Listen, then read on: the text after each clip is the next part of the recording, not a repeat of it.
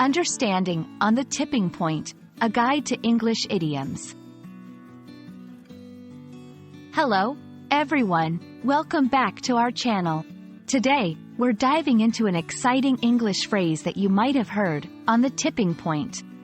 This idiom is not only popular but also incredibly powerful in conveying a specific moment of change or decision.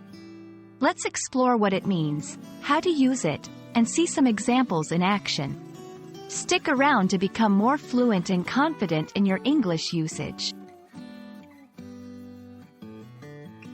The phrase, on the tipping point, refers to a critical moment in time when a significant change is about to happen.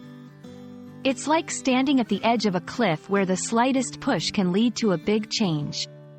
This idiom is often used to describe situations that are on the brink of becoming something entirely different, whether that's for better or worse.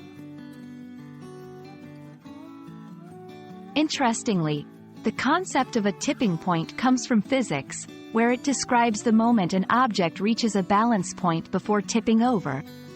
However, in everyday language, it has been adopted to talk about social changes, trends, and personal moments of significant decisions. It's a vivid way to describe that pivotal moment where there's no turning back. To help you understand how to use on the tipping point in conversation or writing, let's look at some examples. 1. The company is on the tipping point of bankruptcy. Here, it means the company is very close to going bankrupt. 2. Our planet is on the tipping point due to climate change. This suggests that the Earth is close to a catastrophic change because of environmental issues. 3. He was on the tipping point of making a decision that would change his life. In this sentence, it highlights the moment right before making a life-altering choice. Understanding idioms like on the tipping point can enrich your English communication. You can use it in both formal and informal settings to describe moments of impending change. Whether you're discussing personal decisions, business situations, or global issues, this phrase can add depth and clarity to your message.